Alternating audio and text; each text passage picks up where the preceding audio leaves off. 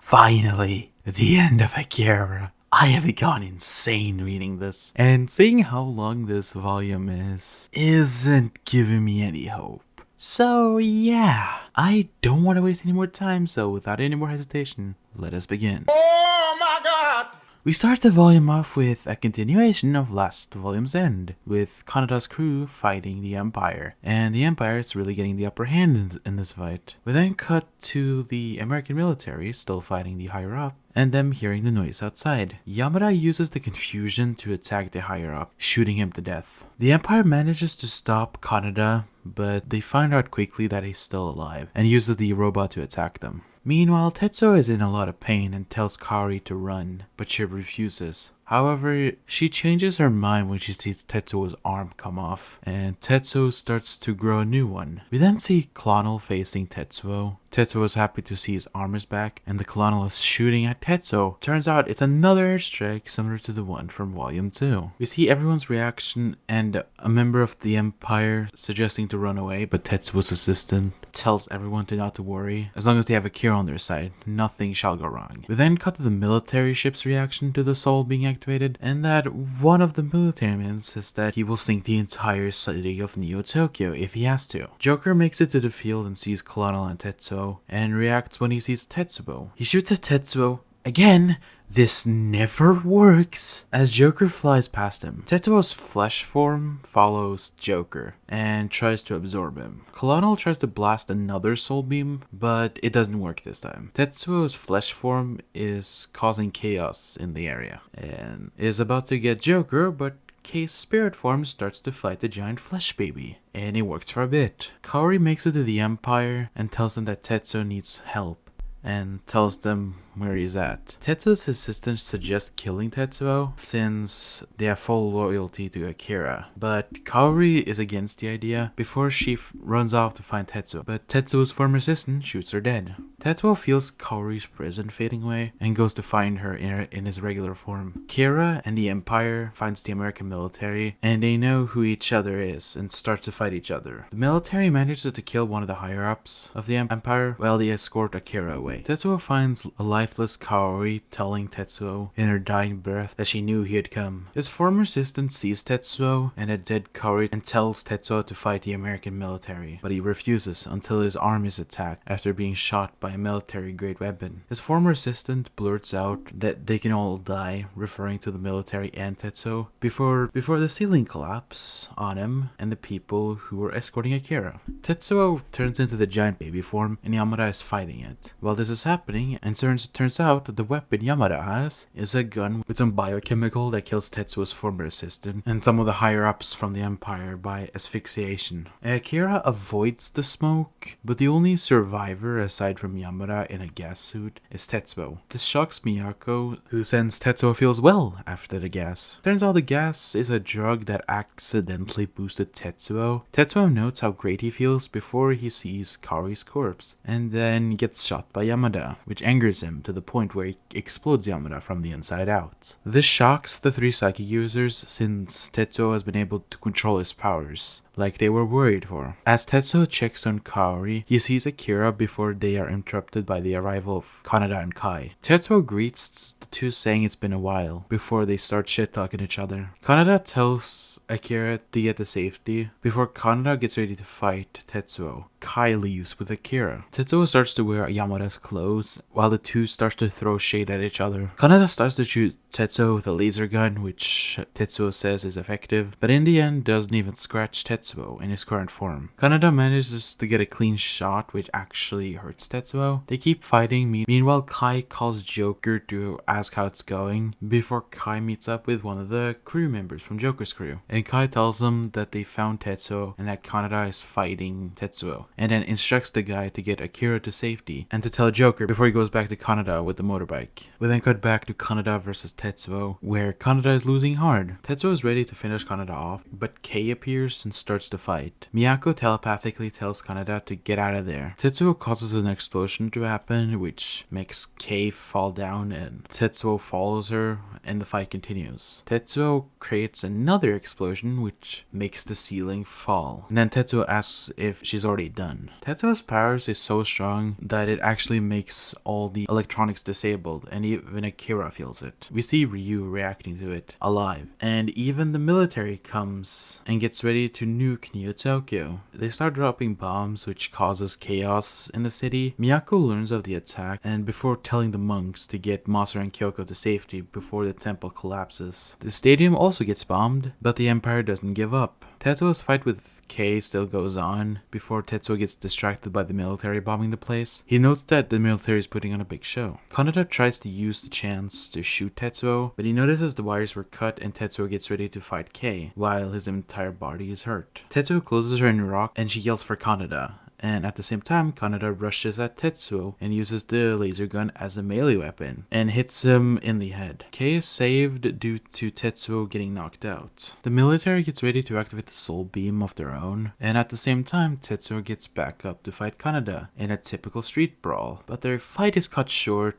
by the light beam, which makes Kaneda attack him even more. Kaneda is mad at Tetsuo and tries to understand what happened to his former best friend, but before they get a chance to hear an answer, the soul beam hits in a line. Kaneda runs away, but the beam gets Tetsuo. Akira appears and feels the beam and is about to go towards it, but Kaneda grabs Akira and runs away from the beam. Joker appears and tells the two to get on. Kaneda hops on with Akira in his arms and barely manages to get away. A hurt Kei is still yelling for Kaneda. The soul beam is hitting everywhere in the city, but then it stopped and one of the people on the ship notes that the machine is leaving orbit, falling to Earth. This is due to Tetsuo teleporting to it. It's heading straight for the ship. The military tries to leave, but the laser still works and the laser starts appearing around the ship. But before they can do much to stop it, the military ship is hit and explodes. The ship goes in chaos, ending with it sinking. Meanwhile, back in the stadium, Kai gets up and yells at Kaneda. We then see Kei waking up and sees Colonel, who tells her about the US military cracking the code for the soul. Kei immediately wonders what happened to Kaneda before we see Kaneda arguing with Joker about saving Kai, since Joker needs to fix the hover platform. Akira sits there and watches the two out of boredom. We then see Tetsuo talking to Kaori's spirit before it leaves forever. This scene was honestly sad. Kaori didn't deserve this fate. Kaneda decides he'll go back in there unarmed and tells Joker to bring Akira to Miyako. But he's tired of Kaneda's shit, but when he tells him off, Akira starts to move and walks away, which gets Kaneda to follow him and asks what is wrong. Joker starts to follow a bit later. We then see Tetsuo moving Kaori's body while Ryu is watching from the shadows. Meanwhile, at the temple, Miyako looks angry while walking to Masura and Kyoko and gives them some pills. She then wonders what became of Kei. We then see Kei with Colonel, and Kei talks to Miyako with Colonel confused on who she's talking with. She learns that Akira is on his way with Kaneda. We then cut to Tetsuo, who is going to Akira's old chamber. Kaneda and Joker keep following Akira until they see someone. Turns out it's Chiyoko, who was looking for Kaneda since Kei was worried for him. Kaneda tells her that they were on their way to save her, but Akira keeps going, so Joker joins Kaneda and Joker and following Akira. They eventually make it to the place where Akira was slumbering at first before he was awoken, which Kaneda recognizes. We then cut to the surviving people on the military ship on a lifeboat, and they get away from the destroyed ship. Before we cut back to the temple where Miyako introduces Masura and Kyoko to her special forces, which will protect them. We then cut to Colonel asking if she will go, and her replying with yes. Then we see Kaneda's party entering the facility. Kaneda has a feeling of deja vu before seeing someone, Ryu. They are shocked that Ryu is still alive before Ryu confirms that Tetsuo is underground and brought a girl, which makes Kaneda think it's Kei, but Ryu shuts down the idea since he would know if it's Kei. Meanwhile, Tetsuo is underground and is confronted by Kei. He asks where Kaneda is, and she tells him that he's with Akira on his way. Tetsuo is starting to be in pain again. The party of 5 are going downstairs, and they make it to where the lift is. Kaneda asks Joker if he can fix this lift. Tetsuo starts to laugh and says that Miyako betrayed her, before his arm starts to mutate again, and his entire body starts to deform. Joker manages to fix the control pad, and they start to go down while we see Akira smiling. Tetsuo turns into the giant flesh baby and Akira starts to sing for some reason. Tetsuo wants to get to the temple and get Miyako, but Kei tells her if he wants to get to Miyako, then he has to fight her. And Tetsuo starts to attack. We cut to Kaneda's group, where Ryu reflects on his friend's death and says that he isn't worth visiting his grave. We then cut back to Kei's fight, where Miyako tells her to bring all her power to one point and escape with it. She fails and runs away. Kaneda's crew notices this and starts to fire at the flesh baby. Akira starts to make some weird noises, which confuses everyone. Chiyoko tells Ryu to take Akira and leave out of here. The fight continues, and Tetsuo, in his flesh baby form, sees Kaneda and transforms back, shocking everyone. Tetsuo says to a shocked Akira that he is dying before deforming back into the flesh baby again and absorbs Kaneda. Joker keeps firing at him, but to no avail. Miyako tells Kei to find Akira and get saved by Chiyoko before the building goes down. Kei is worried for Kaneda, but Joker tells her that he has become a monster food before the 3 starts to escape. Ryu and Akira are trying to escape, but Tetsuo appears and gets ready to finish them off. But Akira uses his power and this scares the 3 psychic users. Akira and Tetsuo's powers resonate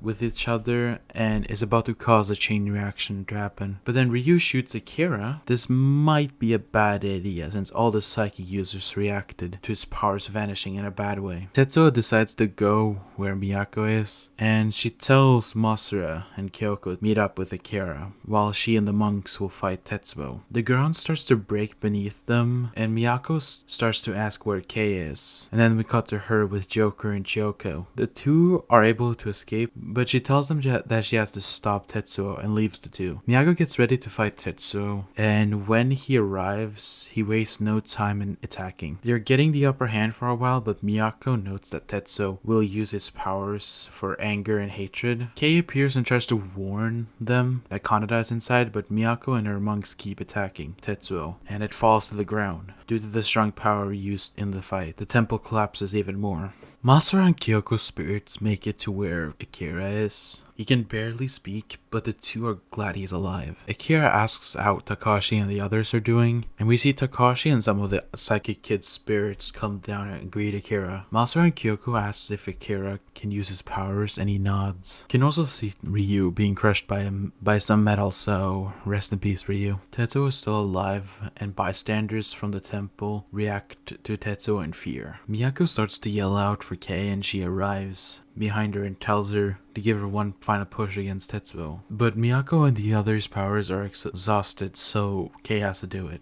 She understands and goes to space to point the soul laser at Tetsuo. Meanwhile, Miyako is giving her whole life to hold off Tetsuo and ends up being at the brink of death, but not before giving Kei enough time to shoot the soul laser, but it fails to hit. So Miyako, in her hot dying breath, yells at Kei to aim the beam at her. She doesn't want to, but she has to, so with one final beam hitting the ground, Miyako directs it towards Tetsuo and destroys the flesh baby, causing a massive explosion, an explosion so big that it causes a bit of Neo Tokyo to be destroyed. We see the reaction from Clonal and Kai before we see Akira with Masura and Kyoko use the light beam to attack the raining flesh. Since he's still alive, Kaneda makes it out of there with a rebuilt flesh baby. I am just confused. We see Kaneda inside what I would assume is Tetsuo's mind when he was younger. Tetsuo crying before it changes to space. We see some figure telling Kaneda about Tetsuo and Akira's power before the divided figure teleports Kaneda off a memory of where the psychic kid's experiment was happening. Kaneda is looking around, seeing Kyoko talking with Kaneda about friendship and how it's all growing up in the lab before Kaneda is brought to a memory between Kaneda and Tetsuo. Kaneda cries over understanding Tetsuo's misunderstood his small talk, and then Kaneda is teleported to the real world in the spirit form, and Kei is right in front of him. We see how the projections of themselves appear in the previous volumes thanks to this happening, and then Kaneda is back inside Tetsuo's mind and asks if Tetsuo is still here. He gets teleported back and sees Kei, and the two manages to grab each other's hands before another explosion happens. We see a lot of people's reaction to this, and Kai starts to yell out for Kaneda before we cut to Kaneda and Kei still alive on top of the hill. Kaneda asks if they're all gone, probably referring to the psychic users. We see Kaneda and Kei looking into the sun set together. What the fuck did I just read?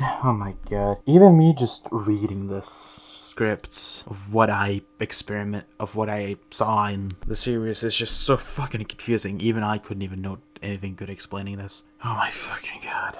Anyways, we see the military going over to the area and helping the refugees with some food and medical supplies before we see the Empire attack a military car with a rocket, and the car explodes. Kaneda appears with Joker, who flew him over there, and tells the government that they haven't come to fight, but the Empire is here to be the official peacekeepers of the land, and that they will handle the refugees, and tells the military to get out of their land before we see the flag, which says Great Akira Empire, which shocks the US government. Kaneda tells them that the Japanese government set them before we see Kai's group steal some of the US government stuff and vandalize their aircraft. Kai drives by Kaneda, and Kaneda thanks him for his doing before they drive off, and Kei appears with Kaneda's bike, and they get on, not before he tells the US government that this is a sovereign nation and not to try to invade them before they leave.